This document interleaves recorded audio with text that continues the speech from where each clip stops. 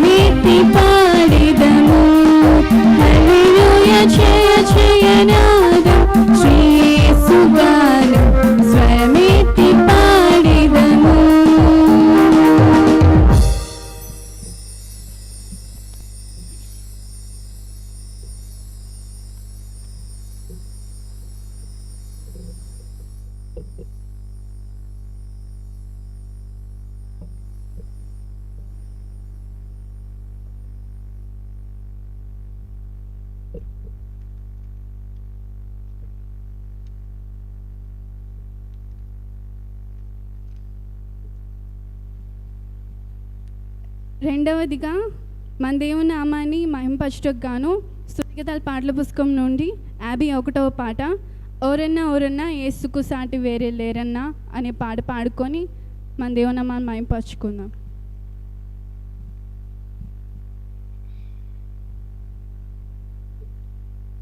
ఓరన్నా ఓరన్నా యేసుకు సాటి వేరే లేరన్నా లేరన్నా యేసయ్య దైవం చూడనా చూడనా. ఓరన్నా ఓరన్నా యేసుకు సాటి వేరే లేరన్నా లేరన్నా యేసయ్య దైవం చూడనా చూడనా.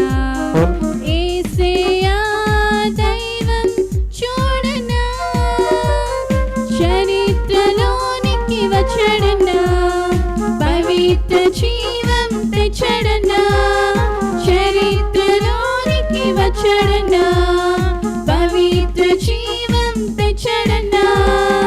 అద్వితీయుడు ఆది దేవుడు ఆదరించెను ఆదుకొనెను అద్వితీయుడు ఆది దేవుడు ఆదరించెను ఆదుకొనును. ఓరన్నా ఓరన్నా యేసుకు సాటి వేరే లేరన్నా లేరన్నా యేసయ్య దైవం చూడనా చూడనా. యేసయ్య దైవం చూడనా పరమును విడచి వచ్చడనా నరులలో నరుడై పుట్టడనా పరమును విడచి వచ్చడనా నరులలో నరుడై పుట్టడనా. పరిశుద్ధుడు పావనుడు ప్రేమించెను ప్రాణమిచ్చెను పరిశుద్ధుడు పావనుడు ప్రేమించెను ప్రాణమిచ్చెను. ఓరన్నా ఓరన్నా యేసుకు సాటి వేరే లేరన్నా లేరన్నా యేసయ్య దైవం చూడనా చూడనా. యేసయ్య దైవం చూడనా సిలువలో ప్రాణం పెట్టడనా మరణము గెలిచి నిలిచడనా సిలువలో ప్రాణం పెట్టడనా మరణము గెలిచి నిలిచడనా. మహిమ ప్రభు మృత్యుంజయుడు క్షమించెను జయమిచ్చెను మహిమ ప్రభు మృత్యుంజయుడు క్షమించెను జయమిచ్చెను. ఓరన్నా ఓరన్నా యేసుకు సాటి వేరే లేరన్నా లేరన్నా యేసయ్య దైవం చూడనా చూడనా.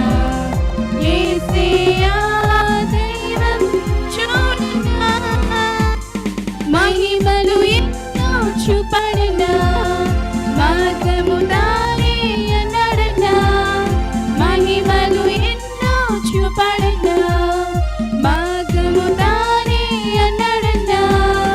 మనిషిగా మారిన దేవుడిగా మరణం పాపం తొలగించెను మనిషిగా మారిన దేవుడిగా మరణము పాపము తొలగించెను.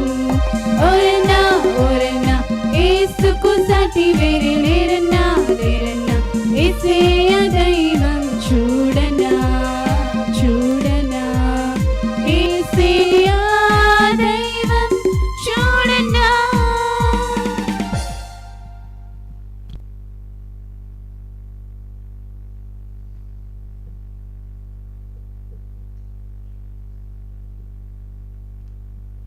Praise Lord praise Lord praise Lord praise Lord.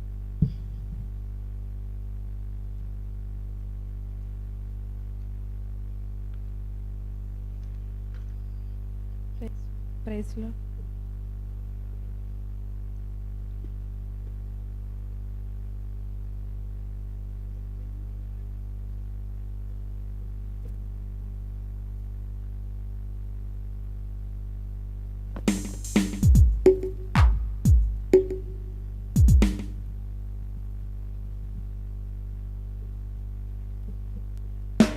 Praise Lord praise Lord praise Lord praise lord.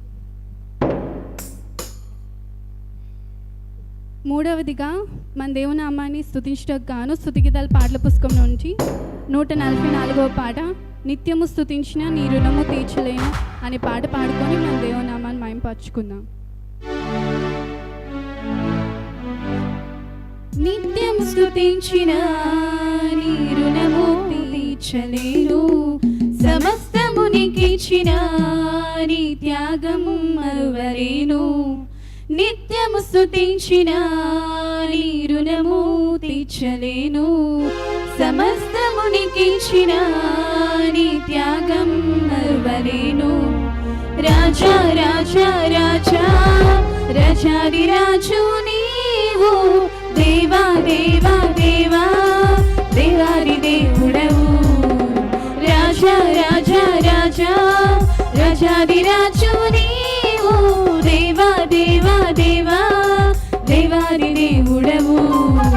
నిత్యము స్తుతించిన నీ రుణము తీర్చలేను, సమస్తము నీకిచ్చిన నీ త్యాగము మరువలేను.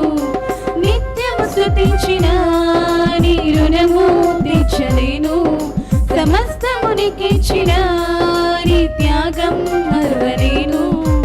అద్వితీయ దేవుడా, ఆది అంతమునై ఉన్నవాడా, అద్వితీయ దేవుడా, ఆది అంతమునై ఉన్నవాడా, అంగలార్పును నాట్యముగా మార్చివేసిన మా ప్రభు, అంగలార్పును నాట్యముగా మార్చివేసిన మా ప్రభు.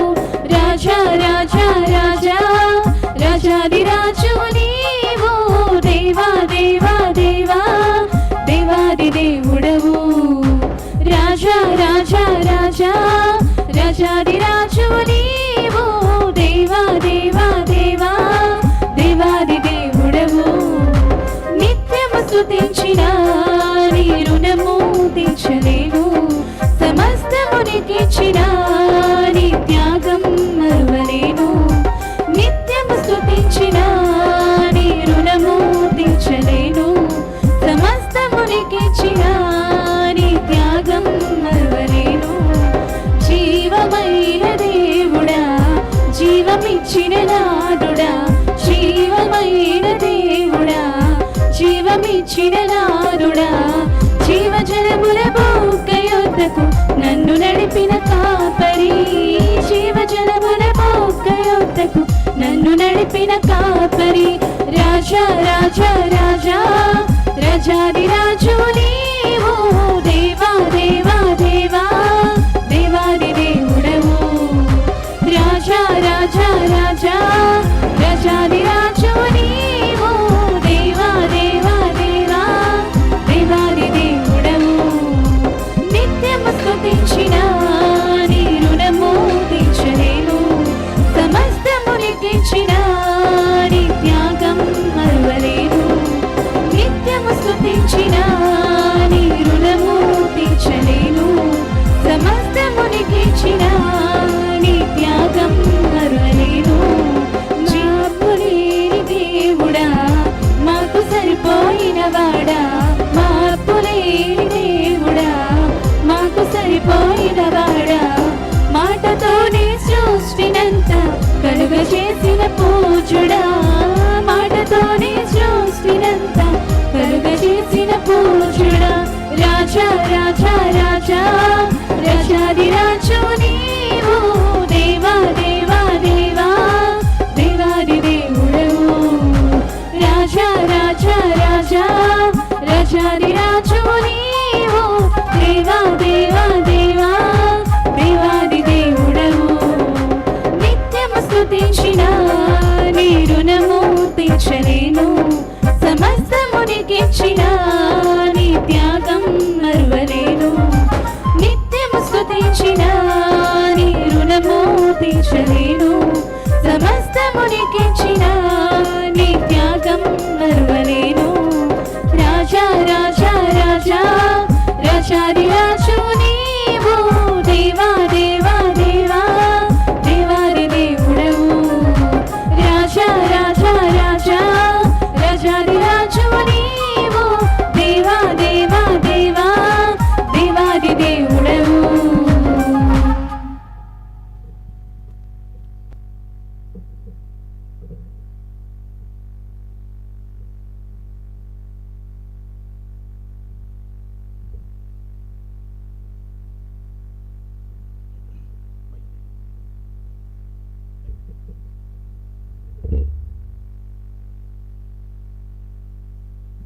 దేవునికి మహిమ కలుగునుగాక. హల్లెలూయా.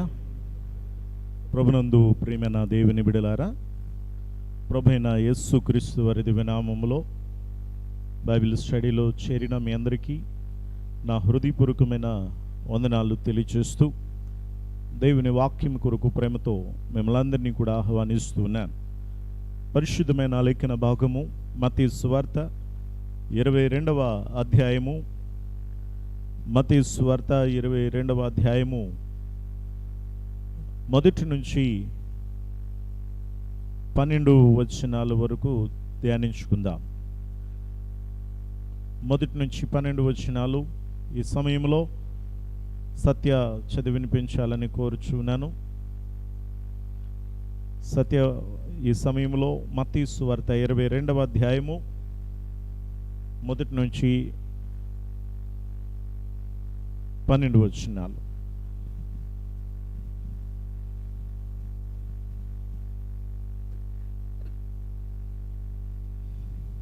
నేటి ధ్యానంకి ఏర్పాటు చేయబడిన వాక్య భాగము మత్తయి సువార్త 22వ అధ్యాయము మొదటి నుంచి 12 వచనములు ఈ విధంగా ఉన్నది. యేసు వారికి ఉత్తరమిచ్చుచు తిరిగి ఉపమాన రీతిగా ఇట్లనెను, పరలోక రాజ్యము తన కుమారునికి పెండ్లి విందు చేసుకుని ఒక రాజును పోలి ఉన్నది. ఆ పెండ్లి విందుకు పిలువబడిన వారిని రప్పించుటకు అతడు తన దాసులను పంపినప్పుడు వారు రానొల్లకపోయిరి. కాగా అతడు, ఇదిగో నా విందు సిద్ధపరిచి ఉన్నాను, ఎద్దులను క్రొవ్విన పశువులను వధింపబడినవి, అంతయు సిద్ధముగా ఉన్నది, పెండ్లి విందుకు రండని పిలువబడిన వారితో చెప్పుడని వేరే దాసులను పంపెను గాని వారు లక్ష్యము చేయక ఒకడు తన పొలమునకును మరి ఒకడు తన వర్తకమునకును వెళ్ళిరి. తక్కిన వారు అతని దాసులను పట్టుకొని అవమానపరిచి చంపిరి. కాబట్టి రాజు కోపపడి తన తండ్రిని పంపి ఆ నరహంతకులను సంహరించి వారి పట్టణంను తగలబెట్టించెను. అప్పుడతడు, పెండ్లి విందు సిద్ధముగా ఉన్నది గాని పిలువబడిన వారు పాత్రులు కారు, గనుక రాజమార్గములకు పోయి మీకు కనబడిన వారందరినీ పెండ్లి విందుకు పిలువడని తన దాసులతో చెప్పెను. ఆ దాసులు రాజమార్గములకు పోయి చెడ్డవారినేమి మంచివారినేమి తమకు కనబడిన వారందరినీ పోగు చేసిరి. గనుక విందుకు వచ్చిన వారితో ఆ పెండ్లిశాల నిండెను. రాజు కూర్చున్న వారిని చూడ లోపలికి వచ్చి అక్కడ పెండ్లి వస్త్రం ధరించుకొనని ఒకని చూచి, స్నేహితుడా, పెండ్లి వస్త్రం లేక ఇక్కడికి ఎలాగో వచ్చితివని అతడు అడగగా వాడు మౌనియై ఉండెను. దేవుడి వాక్యం మన వెనుకట్లో దీవించునుగాక. ఆమేన్. సమయంలో శాంతమొచ్చి వాక్యం కొరకు ప్రార్థన చేయాలని కోరుతున్నాను.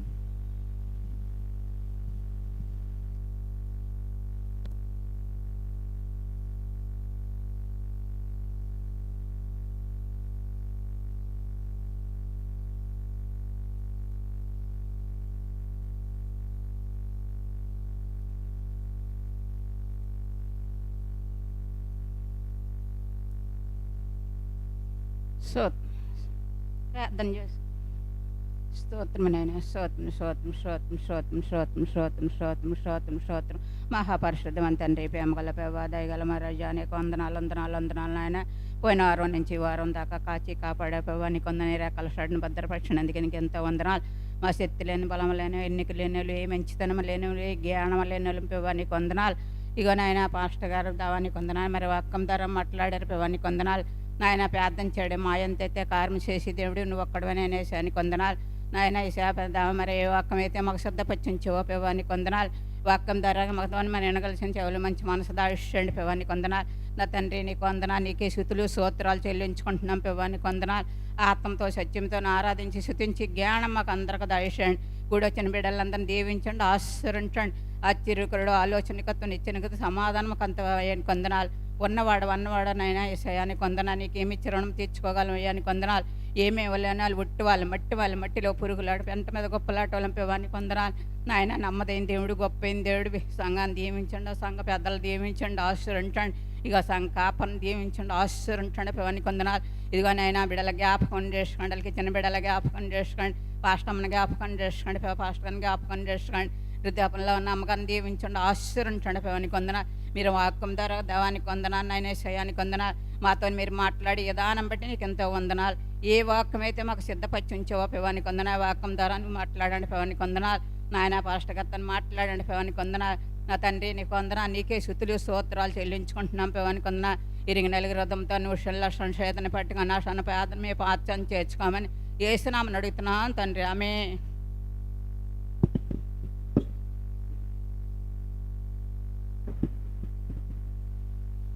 ప్రభునందు ప్రియులారా,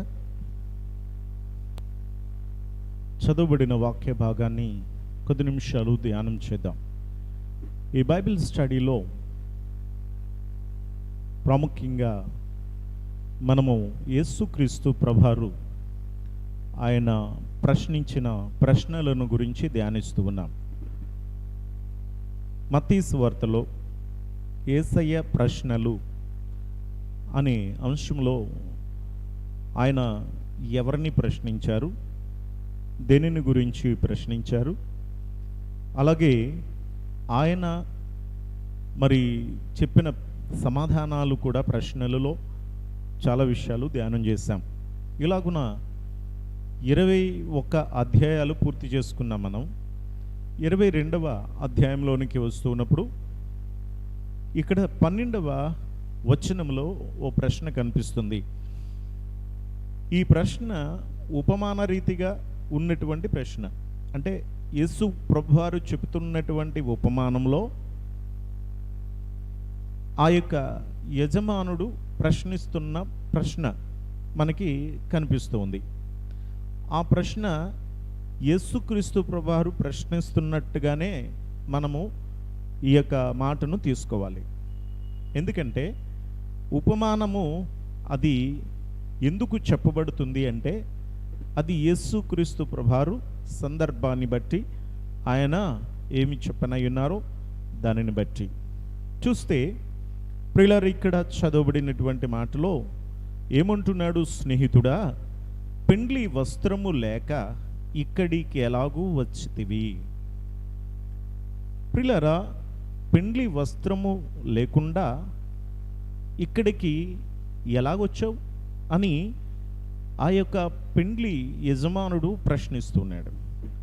ప్రియులారా, సమయంలో మనము గమనిస్తే యేసు ప్రభువారు మొదటి వచనం నుండి కూడా ఓ చక్కని ఈ ఉదాహరణ చక్కగా వివరించి చెప్పారు. అదేమిటి అనంటే, ఆయన పరలోక రాజ్యము తన కుమారునికి పెండ్లు విందు చేసిన ఒక రాజుని పోలి ఉన్నది. అంటే ఒక రాజు ఏం చేశాడట? తన కుమారుడు కోసం ఒక పెండ్లి విందుని ఏర్పాటు చేశాడట. ఆ పెండ్లి విందు ఏర్పాటు చేసి కొంతమందిని పిలుస్తూ ఉన్నాడు. పెండ్లికి ఆహ్వానం పలుకుతూ ఉన్నాడు. ఆయన ఎవరెవరికి ఆహ్వానం పలుకుతున్నాడు మనం చూస్తే, మరి తన దాసులైన పనివారిని పంపించాడు. పంపించి మరి ఆ ఎవరైతే కావాలనుకుంటున్నాడో, ఎవరినైతే ఆయన పిలవాలనుకుంటున్నాడో ఆయనని పిలవమని దాసులనిచ్చి పంపించాడు. అయితే దాసులు వెళ్ళారు. ఇలాగా రాజుగారు విందు ఏర్పాటు చేశారు. తన కుమారుడు వివాహము సమీపించింది కాబట్టి ఈ వివాహానికి మీరు రావాలి అని ఆయన ఎవరినైతే పిలవమని పంపించాడో వారి దగ్గరికి వెళ్ళి దాసులు చెప్పేసరికి వారు ఏం చేశారట? వారు రానొల్లక పోయిరి.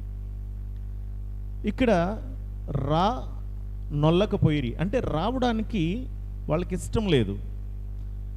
ఎక్కడికి? రాజు సిద్ధపరిచిన పెండ్లి విందుకు రావడానికి ఇష్టం లేదు వాళ్ళకి. రానొల్లకపోయిరి అంటే రావడానికి వాళ్ళకి అంగీకారం లేదు, ఇష్టం లేదు. కాబట్టి ప్రియులారా, అతడు ఇదిగో నా విందు సిద్ధపరిచినను, ఎద్దులను క్రొవ్విన పశువులను వధింపబడినవి అంతయు సిద్ధముగా ఉన్నది, పెండ్లి విందుకు రెండని పిలువబడిన వారితో చెప్పడని మరలా ఏం చేస్తూ ఉన్నాడు? వేరే దాసులను పంపిస్తున్నాడు. వేరే దాసులను పంపించేసరికి వాళ్ళు ఏం చేస్తున్నారు? మొట్టమొదట కొంతమందిని పంపించాడు, పంపిస్తే వాళ్ళేమో రావడానికి ఇష్టం లేదు. మరి ఏం చెప్పారు? మాకు రాము వెళ్ళిపో అని చెప్పుంటారు. మాకు ఇష్టం లేదు రాము వెళ్ళిపోమని ఒకవేళ వాళ్ళు బహుశా చెప్పుండొచ్చు. అయితే సరే, ఈ పని వాళ్ళు వెళ్ళడం వలన రాలేదు సరే అని మరలా ఏం చేశాడు? ఆ యజమానుడు, ఆ పెండ్లి విందు యజమానుడైన రాజు మరొక కొంతమంది పని వాళ్ళనిచ్చి పంపించాడు. అక్కడ ఇంకా చక్కని వివరణ ఇస్తూ పంపిస్తున్నాడు. ఏంటంటే, క్రొవ్వినటువంటి పశువులను, ఎద్దులను మరి వధింపబడ్డాయి కాబట్టి మరి ఈ పెండ్లి విందుకి రండి అని చెప్పి అంత సిద్ధంగా ఉంది, రెడీగా ఉంది, రమ్మని పిలుస్తూ ఉండడం మనం ఇక్కడ చూస్తూ ఉన్నాం. అయితే వీళ్ళు ఏం చేస్తున్నారు? వారు లక్ష్యము చేయక ఒకడు పొలమునకును మరి ఒకడు తన వర్తకమునకును వెళ్ళిరి. మొదటి వాళ్ళకి ఖాళీగానే ఉన్నారు, కానీ వాళ్ళు ఏం చేయట్లేదు, రావడానికి ఇష్టం లేదు. తర్వాత కొంతమందిని పంపిస్తే ఈ గుంపు ఏం చేస్తున్నారంటే, వాళ్ళు రావడానికి ఇష్టం లేదు సరిగదా, అసలు పట్టించుకోవట్లా. ఆ వచ్చిన యజమానుల్ని ఆ యొక్క పనివారిని పట్టించుకోవట్లా, ఆ మాటలు పట్టించుకోవట్లా, లెక్క చేయట్లా. ఏం చేస్తున్నారు? అరే ఇక్కడ ఉంటే మనల్ని ఏదో రకంగా తీసుకెళ్ళిపోయేలా ఉన్నారు, ఎందుకు వచ్చింది, మనము శుభ్రంగా మన పనిలోకి మనం వెళ్ళిపోదామని చెప్పి ఒకడేమో పొలంలోకి వెళ్ళిపోతున్నాడు వ్యవసాయం చేసుకోవడానికి, ఇంకొకడు ఏం చేస్తూ ఉన్నాడట, వర్తకమునకు అంటే వ్యాపారానికి వెళ్ళిపోతూ ఉన్నాడు. ప్రియులారా, ఇక్కడ తక్కిన వారు అతని దాసులను పట్టుకొని అవమానం పరిచారు. 3 గుంపులు. మొట్టమొదటి గుంపు ఏంటి? వాళ్ళు ఇష్టం లేదు, వాళ్ళకి నొల్లకపోయేరి, ఇష్టం లేదు వాళ్ళకి. 2వ గుంపు ఎవరు? వీళ్ళు రావడానికి ఇష్టం లేదు సరిగదా, వీళ్ళు పనిలోకి వెళ్ళిపోయినోడు ఒకడు, అలాగే వ్యాపారానికి వెళ్ళిపోయినోడు ఒకడు, మరికొంతమంది ఉన్నారు దుర్మార్గపు గుంపు. ఈ గుంపు ఏం చేస్తూ ఉన్నారంటే అవమానపరుస్తున్నారు. ఎవరిని అవమానపరుస్తున్నారు? కబురు చెప్పడానికి వచ్చినటువంటి దాసులను అవమానపరుస్తూ ఉన్నారు. బహుశా ఆ రాజుని కూడా, రాజకుమారుని కూడా, ఆ విందుని గురించి కూడా అవమానపరుస్తున్నారు. అంటే వీరికి ఆ రాజు యొక్క విలువ తెలియట్లేదు, ఆ రాజకుమారుని యొక్క విలువ తెలియట్లేదు, వాళ్ళకి ఆ యొక్క విందు యొక్క ప్రత్యేకత, గొప్పతనం వారికి తెలియడం లేదు. ఎంత గొప్ప విందు ఏర్పాటు చేసి సిద్ధం చేస్తే మీరు వచ్చి పని చేయమని అంటలా. దేనికి పిలుస్తున్నాడు? మీరు పని చేయొద్దు, వచ్చి తినేసి వెళ్ళండి, రండి. ప్రియులారా, వారు అవమానపరిచి మరి వాళ్ళు చంపేశారట. అవమానపరచడం తర్వాత కొంతమంది ఏం చేశారు? ఈ వచ్చిన దాసులైన పనివారిని చంపేశారట. మరి తర్వాత ఏం జరిగిందో చూస్తుంటే, అప్పుడు అతడు పెండ్లి విందు సిద్ధముగా ఉన్నది కానీ పిలువబడిన వారు పాత్రులు కారు గనుక రాజమార్గాలకు పోయి మీకు కనబడి వారందరినీ పెండ్లి విందుకి పిలువుడని తన దాసులతో చెప్పాడు. ఆ దాసులు రాజమార్గాలకి పోయి చెడ్డవారినేమి మంచివారినేమి తమకు కనబడిన వాళ్ళందరినీ పోగు చేసి వారు వచ్చినటువంటి వాళ్ళందరినీ కూడా, అంటే ఇక్కడ 2 విషయాలు ప్రాముఖ్యంగా గమనించాల్సింది ఏంటంటే, ఏర్పరచబడిన వారు కొంతమంది, తర్వాత ఏమో ఏర్పరచబడని వారు కొంతమంది. ఈ 2 గుంపులు ప్రాముఖ్యంగా మొట్టమొదటి చూస్తే ఒక రాజు చేత ఏర్పరచబడి పిలువబడిన వారు ఆ గుంపు.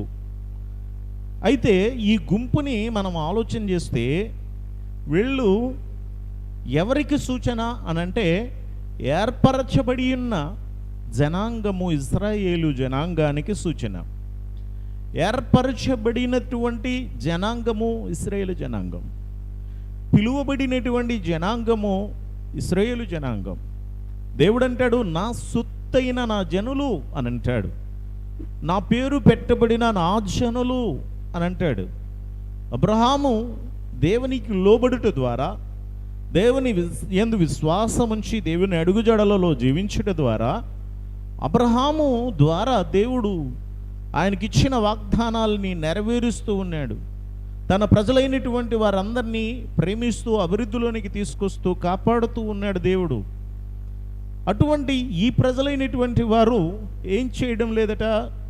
రాజు అనగా దేవాది దేవుడు, మన సృష్టికర్త అయిన పరమ తండ్రి, తన కుమారుడు అనగా మన రక్షకుడు విమోచకుడైన యేసుక్రీస్తు ప్రభువారు, విందువు అనగా ప్రియులారా ఆయన రాజ్యము కొరకైన ఏర్పాటు చేయబడినటువంటి స్థలం. ఈ విందుకై పిలువబడేవారు మొట్టమొదట ఎవరు అంటే ఇశ్రాయేలు జనాంగమై ఉన్నారు. దాసులు ఎవరు అనంటే దేవుని యొక్క ప్రవక్తలై ఉన్నారు. దాసులు దేవుని ప్రవక్తలు. ప్రియులారా, మరి దేవుడు తన ఏర్పాటు చేసుకున్న తన ప్రజలైన వారిని, ఇశ్రాయేలీయులైనటువంటి వారిని పిలుస్తూ ఉన్నాడు. ఎవరిని పంపించి?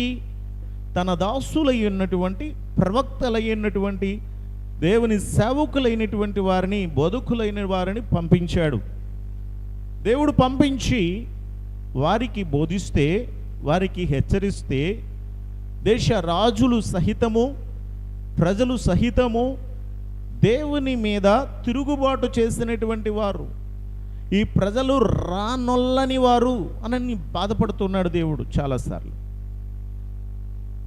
దేవుని ప్రజలైన వారి గురించి దేవుడు ఎంత బాధపడుతూ ఉన్నాడంటే, ఈ ప్రజలు పెదవులతో గణపరుస్తున్నారు కానీ వారి హృదయము నాకు దూరముగా ఉన్నది అని అంటున్నాడు. ఎవరు?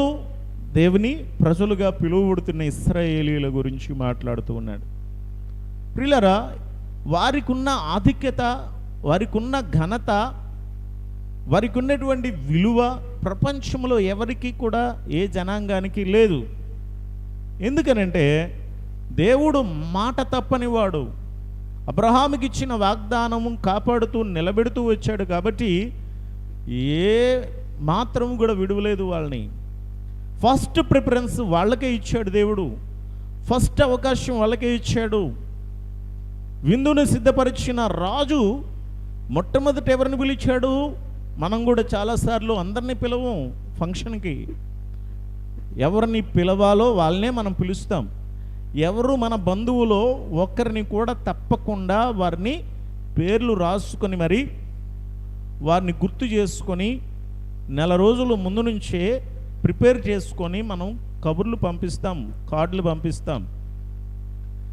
ప్రియులారా, ఆ తదుపరి ఇంకా స్నేహితులు, ఇంకా ఇంకా ఇంకా ఎవరైనా ఉంటే, కానీ ఫస్ట్ ప్రిఫరెన్స్ మన కుటుంబ సభ్యులకి ఇస్తాం. దేవుడు కూడా మాట తప్పని వాడు గనుక తన ప్రజలైనటువంటి ఇశ్రాయేలీయులను కాపాడడానికి, రక్షించడానికి, ప్రియులారా ఆయన రాజ్యంలో స్థానాన్ని ఇవ్వడానికి ఆయన రమ్మని పిలుస్తుంటే వారు రానొల్లని ప్రజలుగా ఉన్నారు, రానొల్లని వారిగా ఉన్నారు. రెండవది తప్పించుకునే వారిగా ఉన్నారు. చూసాం కదా, మనం తప్పించుకుంటూ ఉన్నారు. దేవుడు ఏర్పరచుకునేటువంటి ప్రజలుగా ఉన్న వారే తప్పించుకుంటున్నారు, పట్టించుకోవడం లేదు, లెక్క చేయడం లేదు. ఇష్టానుసారమైనటువంటి జీవితాన్ని వారు కలిగి జీవిస్తూ ఉన్నారు. ప్రియులారా, మరి ఒకడు పొలానికి వెళ్ళిపోతున్నానంటున్నాడు, ఒకడే వ్యాపారానికి వెళ్ళిపోతున్నాడు. వీళ్ళు తప్పించుకొని తిరిగే ప్రజలు. దేవుని దగ్గరికి రమ్మంటే తప్పించుకొని తిరిగే ప్రజలు ఉన్నారు. ఆ తరువాత కొందరున్నారు, వాళ్ళు ఏం చేస్తున్నారు? దాసులను అవమానపరుస్తున్నారు. అనగా దేవుని ప్రవక్తలైన వారిని అవమానపరిచిన వారు ఉన్నారు. దేవుని ప్రవక్తల్ని కొందరు చంపేశారు. ప్రియులారా, ఎంతోమంది నేడు కూడా అదే పరిస్థితి అనేక చోట్ల జరుగుతూ ఉన్నది. దేవుని ప్రజలు ప్రవక్తలైన, దేవుని దాసులైనటువంటి వారిని చంపారు. ప్రియులారా, గమనించండి, మరి రాజు ఇచ్చిన మొదటి అవకాశాన్ని వారు దుర్వినియోగం చేశారు, పట్టించుకోలేదు, ఆ విలువను కాపాడుకోలేదు. కాబట్టి ఏం చేశాడు రాజు ఏం చేశాడంటే రెండవ గుంపు దగ్గరికి పంపిస్తున్నాడు. ఈ గుంపు ఎవరు అని అంటే, ఈ గుంపులో ప్రియులరా వాళ్ళు వీళ్ళు అని లేదు. ఈ రెండవ గుంపు ఏంటంటే వాళ్ళు రాజమార్గాలలో ఉన్నటువంటి వారు కొందరు, అలాగే మరికొందరు ఆయా వీధులలోనూ అక్కడక్కడ ఉన్నటువంటి కొందరు. అందులో మంచి వాళ్ళకి ఛాన్స్ ఉంది, చెడ్డ వాళ్ళకి కూడా ఛాన్స్ ఉంది. వీళ్ళు మంచివాళ్ళ చెడ్డవాళ్ళ, లేకపోతే వీళ్ళు తక్కువవారా ఎక్కువవారా, ధనవంతుల పేదవారా అనేది ఏం లేదు. ఇక్కడేంటి అవకాశం, ఎవరు కనబడితే వాళ్ళని తీసుకొచ్చేయండి అన్నాడు అంతే. మొట్టమొదటి అవకాశం కోల్పోయారు. రెండవ అవకాశం ఎవరైతే ప్రియులారా వారు సిద్ధముగా లేకపోయినా కానీ పిలుపును విని వచ్చారో వారందరూ రాజుగారి విందులో సంతోషంగా పాల్గొనుటకు అవకాశం దొరికింది.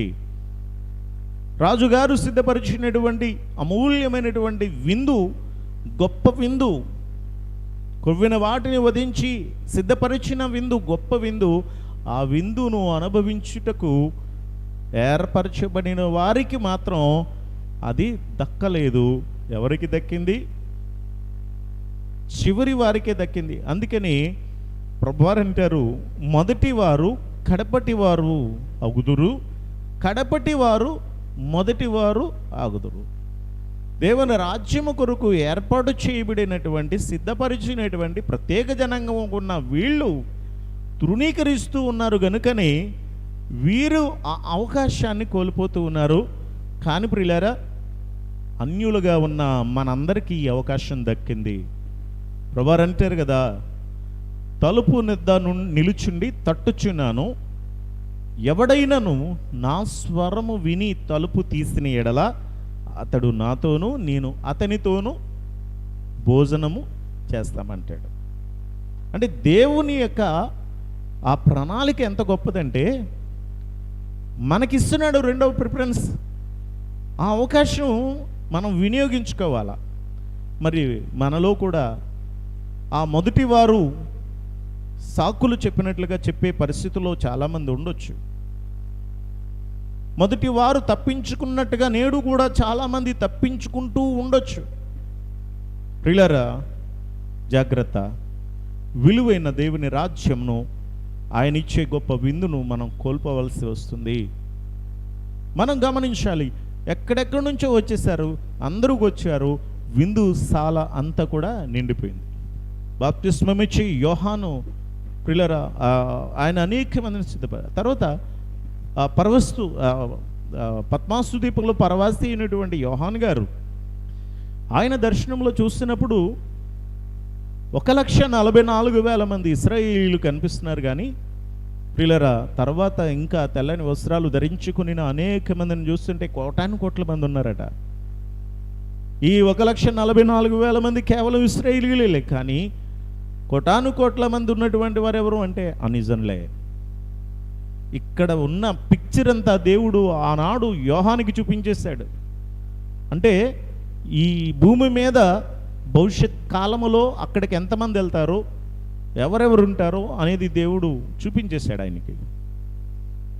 ప్రియులారా, గమనించండి, ఈ అవకాశం నీకు ప్రభువిస్తున్నప్పుడు దుర్వినియోగం చేస్తున్నట్లయితే మన పరిస్థితి ఏంటి? సరే, ఈ విందుకు వచ్చారు. విందుకు వచ్చిన తర్వాత ఎలా రావాలా? ఈ విందుకి వచ్చేటప్పుడు రాజుగారి విందంటే మామూలుగా ఉంటుందా? కార్డులే ఉంటుంది, కాస్ట్లీ కార్డులు. మన రిలయన్స్ అంబానీ గారి కుమార్తెకో కుమారుడికో పెళ్లి చేసినప్పుడు చూసాము, కార్డులు చాలా ఖరీదైన కార్డులు. ఆ కార్డులోనే సుమారుగా గోల్డ్ కవరింగ్ అంతా. నిజంగా అంత కోటీశ్వర్లు ఆ ఇన్విటేషన్ పంపించినప్పుడే దాంట్లోనూ అంత విలువైనటువంటి ఖరీదైనటువంటి కార్డులు పంపించారు. మరి కొందరు వస్త్రాలనిచ్చి పంపిస్తారు, ఈ రాజుగారు విందు అంటే ఇది మామూలుగా ఉండదు. ఈ రాజుగారు ఏం చేస్తాడంటే తన విందుశాలకి విందుకు వచ్చేవారు ఎలా పడితే అలా రావడానికి లేదు. మాసిపోయిన బట్టలు, చిరిగిపోయిన బట్టలతో, కంపు వస్త్రాలతో రావడానికి వీల్లేదు. ప్రియులారా, వస్త్రాలు పంపించాడు. ఆ వస్త్రాలు ధరించుకోవాలా. పెండ్లి వస్త్రాలు ధరించుకోవాలి. పెండ్లి వస్త్రాలు అంటే పెళ్లి కొడుకు వేసుకునే వస్త్రం కాదు. పెండ్లి కుమారుడుతో పాటు ఉండేవారు కూడా కొత్త బట్టలు, మంచి బట్టలు ధరించుకొని రావాలి. అది అంతేగాని ఎలా మడితే అలా వచ్చేస్తే కుదరదు. అవును ప్రియులారా, తన ప్రజలైన మనకి కూడా దేవుడు ఆహ్వానం పలుకుతున్నాడు. నా దగ్గరికి రండి, మీ కొరకు విందు సిద్ధపరిచాను, రండి. దేవుని దగ్గరికి మనల్ని ఆహ్వానం పలుకుతూ ఉట్టినే ఆహ్వానం పలకట్లా, మనకి కూడా వస్త్రాలు పంపించాడు దేవుడు. ఆ వస్త్రాలు ధరించుకొని మనం పెళ్లి విందుకి వెళ్ళాలా. అంటే పెండ్లి విందు ఎక్కడుంది?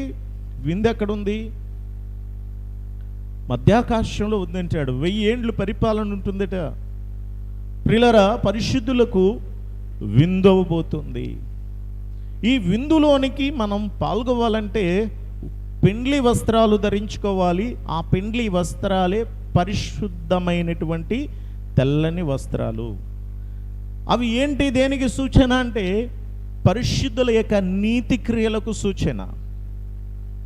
ప్రకటన గ్రంథంలో చూస్తాం, ఇదిగో గొర్రెపిల్ల వివాహోత్సవ సమయము వచ్చి ఉన్నది, తన భార్య తన్ను తాను సిద్ధపరచుకునేది. తను ధరించడానికి వస్త్రాలు ఇవ్వబడ్డాయి, తెల్లని వస్త్రాలు. అవేమిటి అని అంటే పరిశుద్ధుల నీతి క్రియలు అని చెప్తున్నాడు. ప్రియులరా, ఆ వస్త్రము యేసుక్రీస్తు ప్రభువారు పరిశుద్ధమైన రక్తాన్ని చిందించి ఆ రక్తములో మన మలిన వస్త్రాలన్నిటినీ కడిగివేసి మన వస్త్రాలను, జీవితమైన ఈ వస్త్రాలని పవిత్రపరిచి పరిశుద్ధపరిచి, ఇదిగో ఇవి ధరించుకోండి. మీ పాత వస్త్రాలు అనగా అసూయ, పాపము, ద్వేషము, కల్మషము, వ్యభిచారము, దొంగతనాలు, సమస్తమైనటువంటి ఆ పాపములన్నీ కూడా తీసివేసి ఆ వస్త్రాల్ని ఇదిగో మీ కొరకు చిందించి పరిశుద్ధపరిచినటువంటి నేనిచ్చే ఈ వస్త్రాలు ధరించుకోండి. ఇవి తెల్లని వస్త్రాలు, మలిన వస్త్రాలు కాదు, తెల్లని వస్త్రాలు ధరించుకోండి అని మనకి వస్త్రాలు ఇచ్చాడు ఆయన. అవే పరిశుద్ధుల నీతి క్రియలు. నీతి క్రియలనే వస్త్రాలు ప్రభు ఇచ్చాడు. కాబట్టి మనము కూడా ఈ వస్త్రాలు ధరించుకొని ఉండాలా. ఈ వస్త్రాలను కాపాడుకోవాలి. ఊరికినే వచ్చినవి కాదు, ఇవి యేసయ్య రక్తము చిందిస్తే వచ్చాయి, ఆయన శ్రమపడితే వచ్చాయి. ఆ వస్త్రాలు ధరించుకున్నామా? మలినం చేసేస్తున్నామా? జాగ్రత్త. ఇక్కడికి అందరూ వచ్చారు, తమ వస్త్రాలన్నిటినీ కూడా, పాత వస్త్రాలు తీసివేశారు. చెడ్డవారేటి, మంచివారేటి అందరూ కూడా ఆహా మంచి దొరికిన మంచి అవకాశం, రాజుగారు పిలిచారంటే ఇంకెందుకు మనకు ఆలస్యం, నడవండి వెళ్దాం అనుకొని అందరూ కుటుంబాలతో సహా బయలుదేరి వచ్చారు, ధరించుకొని వచ్చారు. కానీ ఒకడు మాత్రం వచ్చేసాడు, తననేంటో చూసుకోలా, ధరించిన వస్త్రాలతోనే వచ్చేసాడు, విందులోకి వచ్చేస్తా ఉన్నాడు. అక్కడ గేటు దగ్గర ఆపేశారు.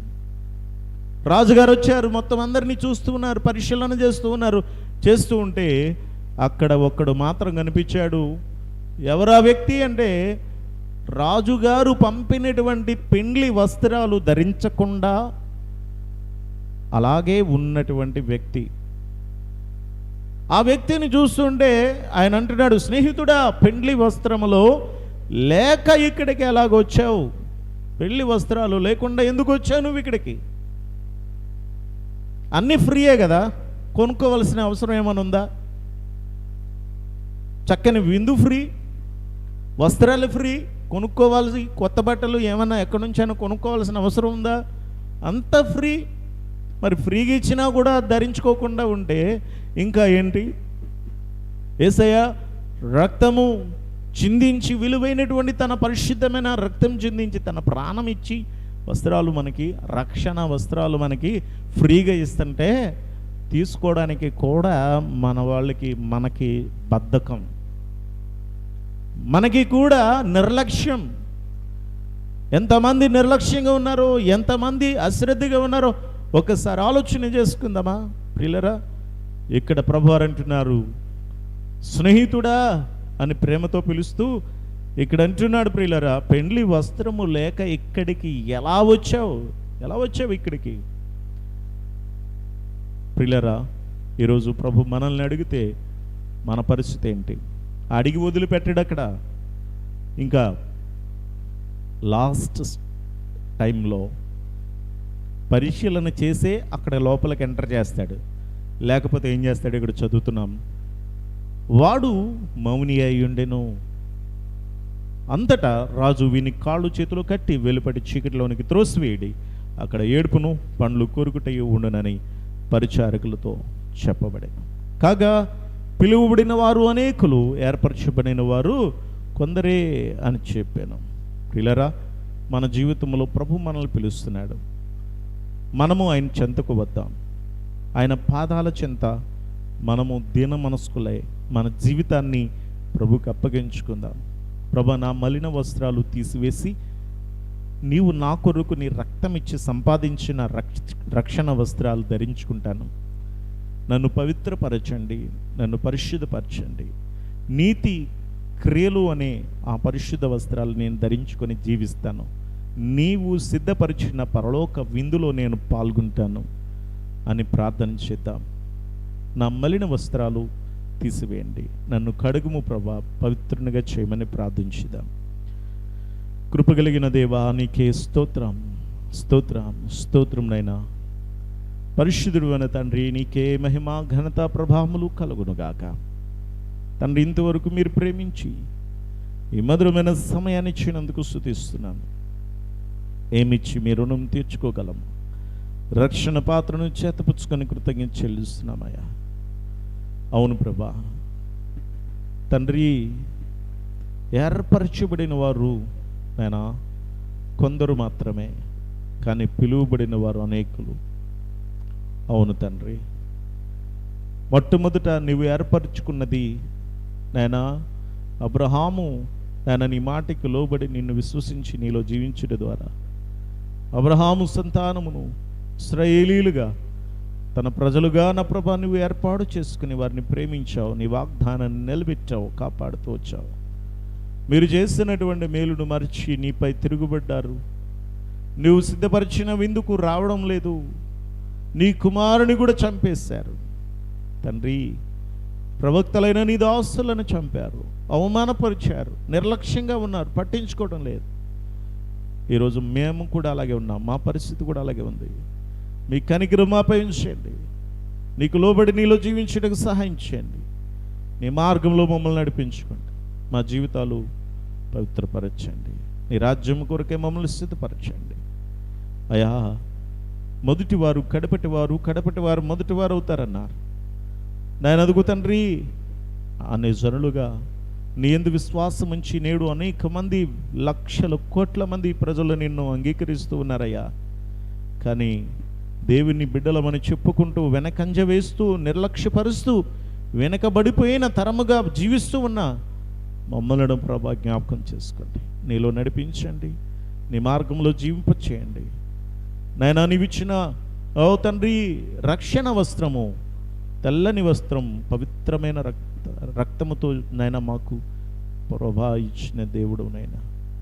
ఇంకా మలిన వస్త్రాలతో నీ దగ్గరికి మేము జీవిస్తూ ఉంటే నాయనా చివరి గడియ వరకు చూస్తావు. కానీ నాయనా స్నేహితుడా, ఓ నా కుమారుడా, నా కుమార్తె, ఎందుకు నువ్వు నేనిచ్చిన రక్షణ వస్త్రాలు ధరించుకోకుండా వచ్చావు అని బయటికి తోసివేస్తే మా పరిస్థితి ఏంటి?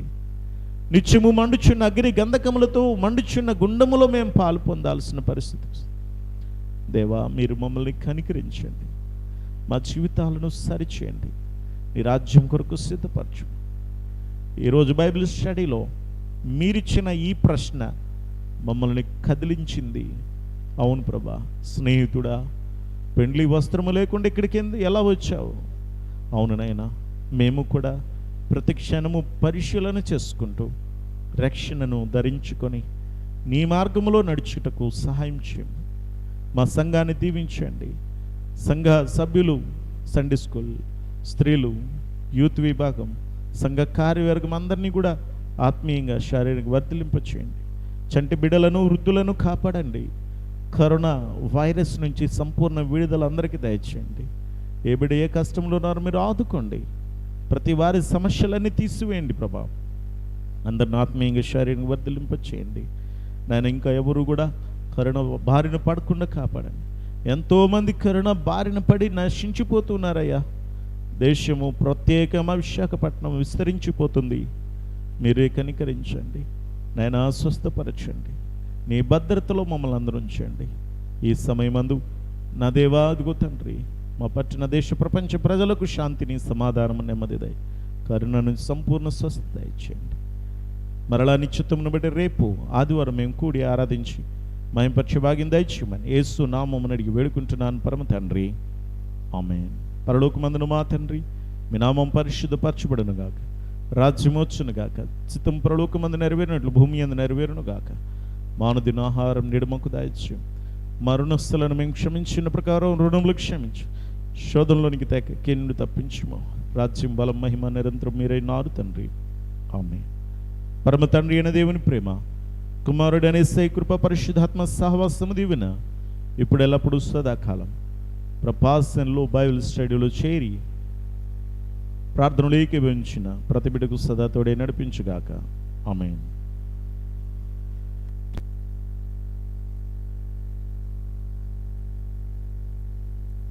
అందరికీ వందనాలండి. యథార్థిగా రేపు మధ్యాహ్నం 2 గంటల నుంచి 4 గంటల వరకు సమయంలో స్త్రీల ఉపవాస ప్రార్థన కూటమి ఉంటుంది. మీరందరూ స్త్రీలైన వారు సిద్ధపడి ఉండండి. మరి ప్రార్థన చేయడానికి అందరూ కూడా సిద్ధపడాలని కోరుతున్నాను.